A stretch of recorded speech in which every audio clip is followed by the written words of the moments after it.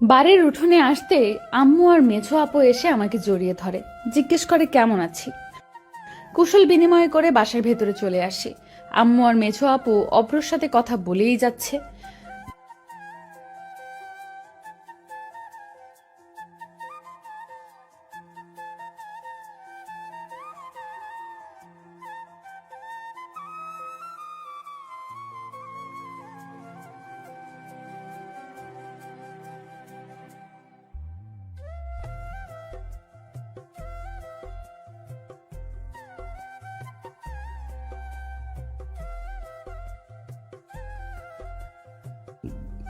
সবাই আড্ডা দিতে ব্যস্ত। মেঝো আপু হাসতে হাসতে অব্রর গায়ে হেলে পড়ছে মাঝে মাঝে। এটা দেখে আমার ভীষণ রাগ হচ্ছে। আমি উঠে গিয়ে আপুকে সরিয়ে আমি অভ্রের পাশে বসে পড়ি। আপু আমার দিকে কেমন করে একটা তাকায়। আমি ডোন্ট কেয়ার লুক নিয়ে বসে থাকি।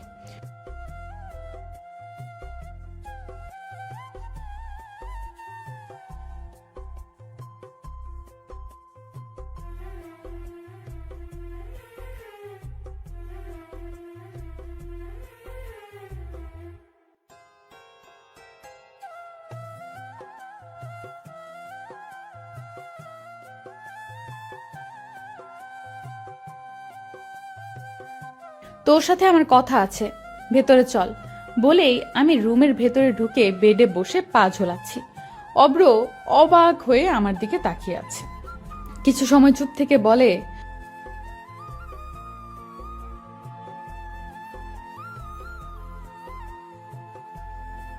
মেঝো আপুর সাথে খুব ঘেঁষাঘেঁষি করছিলি, ভুলে গেছিস আমার কাছে যে ওই ছবিটা আছে?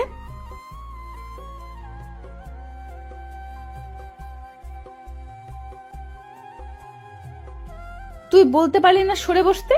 মেঝো আপু তোর 3 মাসের বড়, ভুলে যাস না। আচ্ছা, তুই আমার সাথে সবসময় এমন কেন করিস?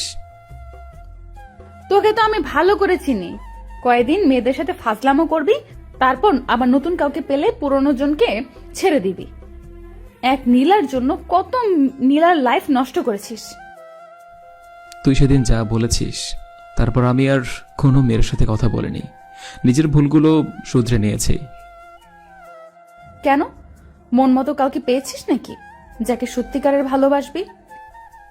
পেলেও বলবো না, কারণ মন থেকে ভালোবাসলে কষ্ট পেতে হবে। সব মেয়েরাই কি এক? মন থেকে কাউকে ভালোবাসি বলে দেখো, দেখবি সেও যদি তোকে সত্যিই ভালোবাসে তাহলে সে তোর হাতটি সারা জীবনের জন্য ধরবে। ভালোবাসি বলতে ভয় হয়, নতুন করে কাউকে বিশ্বাস করতে ভয় হয়।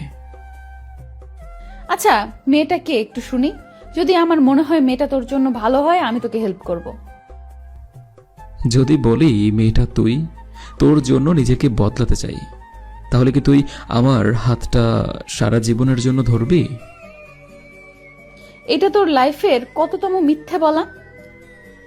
এটা সত্যি কথা, মন থেকেই বলছি উর্মি। আমি তোকে ভালোবাসি, সত্যি বলছি। রাত হয়ে গেছে, ঘুমিয়ে পড়, সকালে তো আবার কাজ করতে হবে। আমার প্রশ্নের উত্তরটা দিলি না, এড়িয়ে যাচ্ছিস আমাকে। সময় হলে উত্তর পেয়ে যাবি, এখন ঘুমিয়ে পড়। বলেই উর্মি চলে যায়। আমি মুচকি হেসে দরজা বন্ধ করে এসে শুয়ে পড়লাম। কিছু সময়ের মধ্যেই ঘুমিয়ে পড়ি। পরের দিন সকালে উঠে ফ্রেশ হয়ে নাস্তা করে ফুপার হাতে হাতে কাজ করছি। রুম থেকে বের হয়ে দেখি অব্র আব্বুর সাথে কাজ করছে। মেঝো আপু এসে আমার পাশে দাঁড়িয়ে কথা বলছে। কথা বলতে বলতে এক সময় অব্র সম্পর্কে জিজ্ঞেস করতে থাকে। অব্র কেমন, কোনো মেয়ের সাথে কথা বলে কিনা, কোনো বাজে নেশা আছে কিনা। আমি আপুকে বলি, তুমি অব্রের বড়, অব্রকে নিয়ে কিছু মাথায় থাকলে বাদ দিয়ে দাও।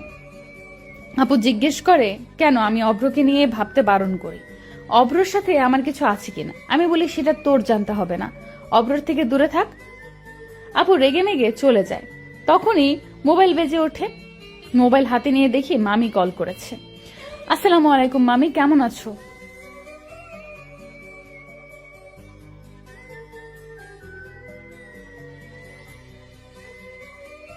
একদমই না মামি, একটু আগে ঘুম থেকে উঠলাম। তুমি খেয়েছো? মামা কি অফিসে চলে গেছে?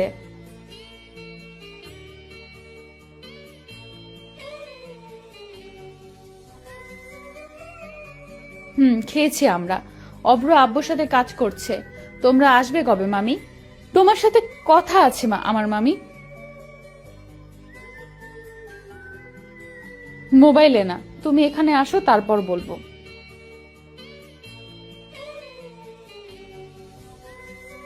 আমি ঠিক আছে বলে কল কেটে আব্বুর কাছে চলে আসি। অব্র আমার দিকে তাকিয়ে আছে।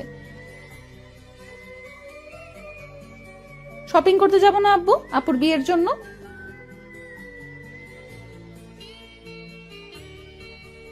আর কিছু খুঁজে পাস না? হ্যাঁ, শপিং করার জন্য পাগল হয়ে গেছিস। তোর যেই ড্রেস আছে সেগুলোই তো পরে শেষ করতে পারিস না।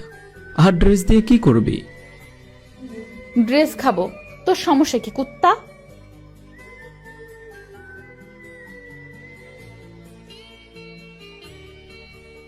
আমি না ফুপা, তোমার মেয়ে সব সময় আমার সাথে ঝগড়া করে।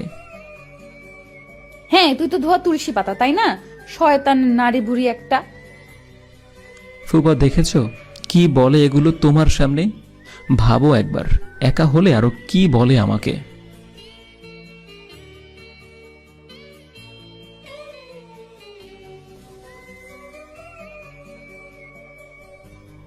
উর্মি আমার দিকে রাগী লোক করে তাকিয়ে দাঁত কিরমির করতে করতে চলে গেল। আমি মামার সাথে কাজে ব্যস্ত হয়ে পড়ি। পরের দিন সবাই শপিংয়ে চলে আসি। বিয়ের জন্য সবকিছু কেনাকাটা করে দুপুরে বাহির থেকে লাঞ্চ করে বাসায় চলে আসি। আমি রুমে এসে শপিং ব্যাগগুলো রেখে বাহিরে এসে একটু ফ্রেশ হয়ে আবার রুমে এসে দেখি উর্মি দাঁড়িয়ে আছে।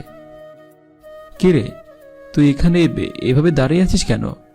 আর তোর হাতে শপিং ব্যাগ কেন?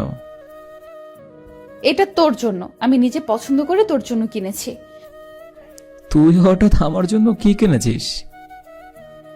সেটা তুই খুললেই দেখতে পারবি। আর শোন, মেঝো আপুর থেকে দূরে থাকবি। মেজো আপু আবার কি করলো? আর আপুর থেকে দূরে থাকবো কেন? তোকে যেটা বলেছি সেটা করবি। আমি ছাড়া অন্য কোনো মেয়ের সাথে কথা বলবি না, সেটা মেঝো আপু হলেও। এত অধিকার দেখাচ্ছিস, কিন্তু ভালোবাসি তো বললি না। সব কথা বলতে পারবো না, কিছু কথা নিজেও বুঝতে হয়।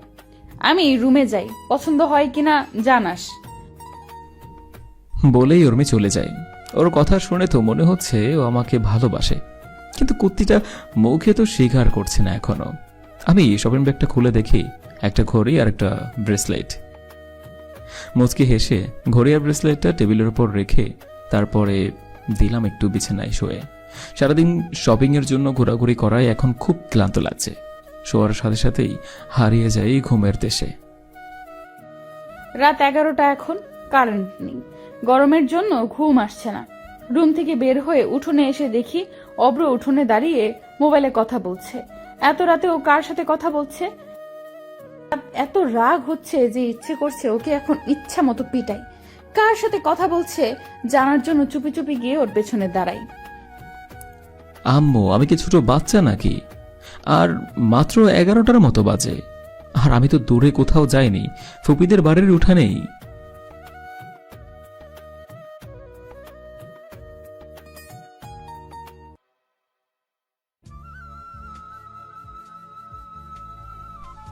আম্মু, রুমে অনেক গরম, কারেন্ট আসুক তারপর যাচ্ছি। আর তুমি আর আব্বু কালে এসো, বিয়ের তো আর 3 দিন বাকি।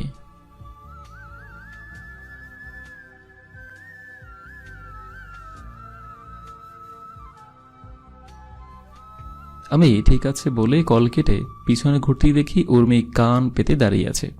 বুঝতে আর বাকি নেই যে আমি কার সাথে কথা বলছি, শোনার জন্যই কান পেতে আছে। কিরে, কি ভেবেছিলি? কোনো মেয়ের সাথে কথা বলছিলাম? আমি কেন এটা ভাববো? এত রাতে মামি তোকে বকছিল, তাই না?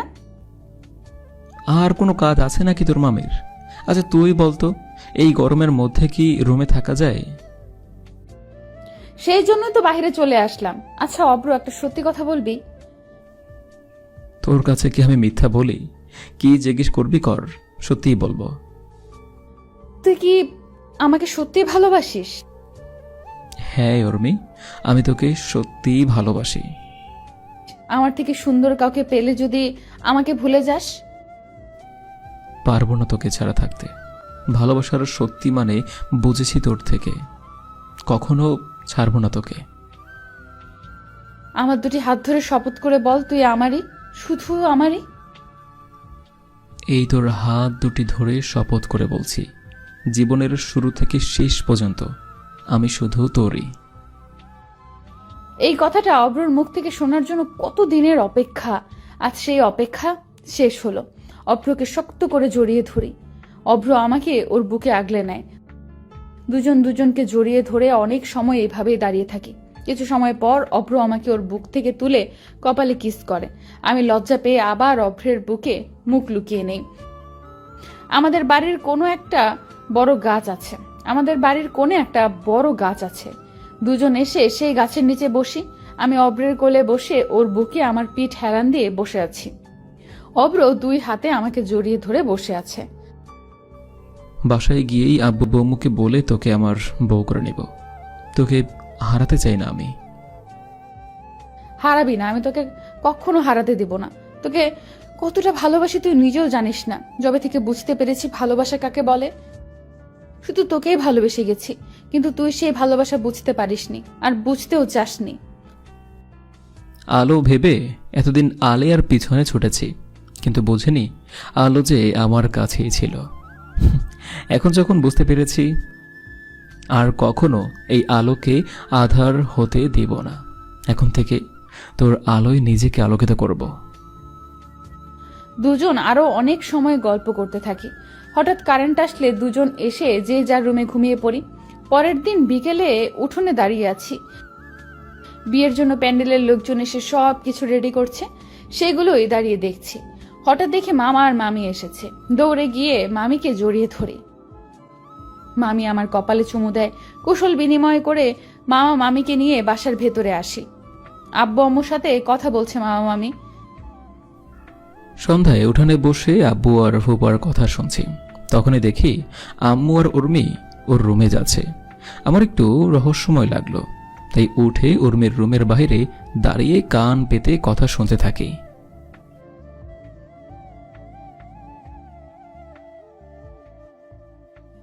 মামি, আমি তোমাদের বাসায় সারা জীবনের জন্য থাকতে চাই।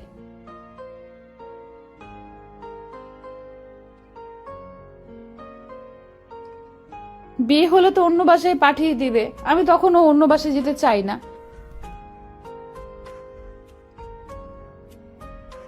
মামি, তুমি বুঝতে চাইছো না কেন আমি কি বলতে চাইছি?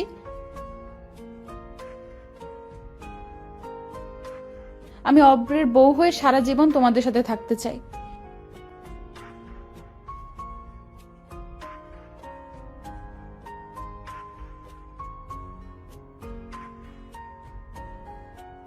সত্যি বলছো মামি? তুমি খুব ভালো। বলে মামিকে জড়িয়ে ধরে মামি আমার মাথায় হাত বুলিয়ে দিতে দিতে বলে,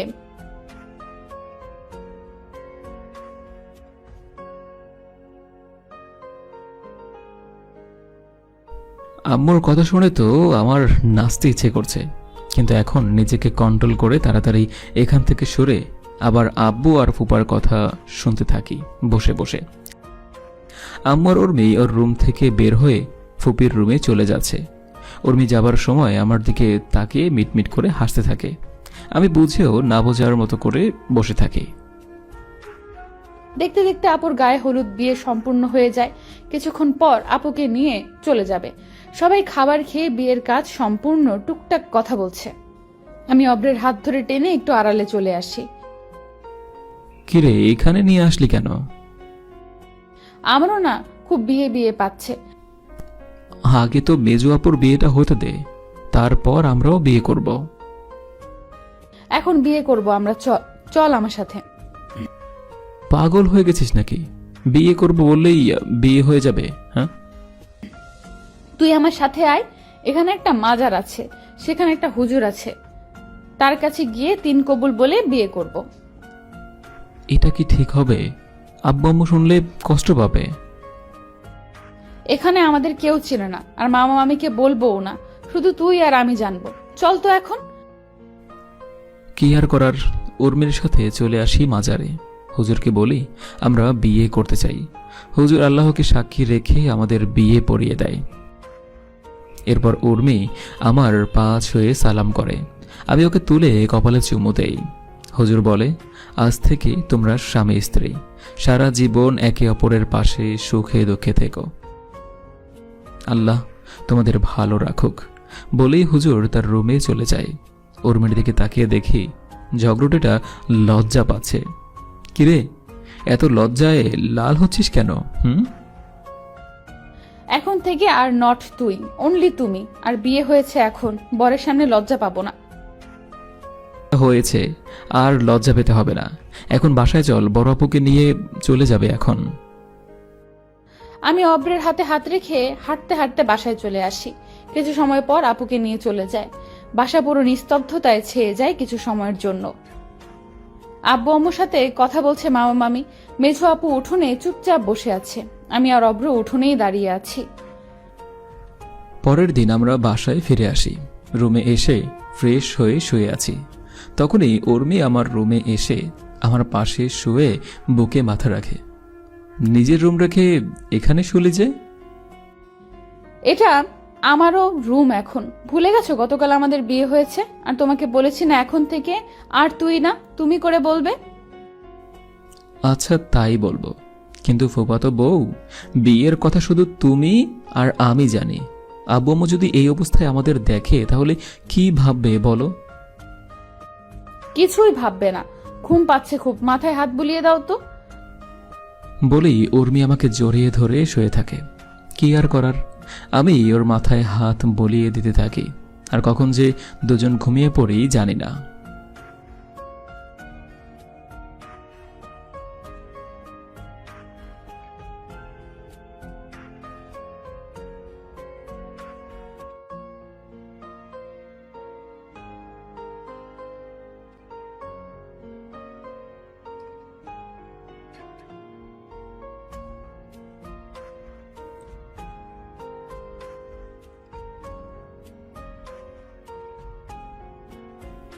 রাতে সবাই খাবার খেয়ে একসাথে হলরুমে বসে আছি। উর্মি আম্মুর কোলে শুয়ে আছে, আর আম্মু উর্মির মাথায় হাত বোলাচ্ছে।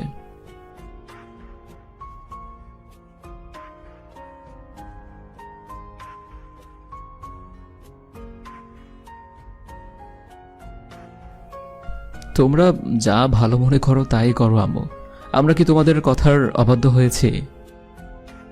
তোমরা যা বলবে আমরাও তাই করব মামি।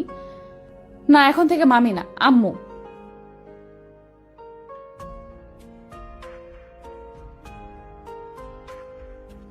এরপর যে যার রুমে এসে ঘুমিয়ে পড়ি। পরের দিন থেকে ভার্সিটিতে যাওয়া শুরু করি। ভার্সিটি, বাসা আর অব্রের সাথে কেটে যাওয়া 10 দিন। আব্বু আম্মু আর মেঝো আপু এসেছে। সবাই হল রুমে বসে আছে।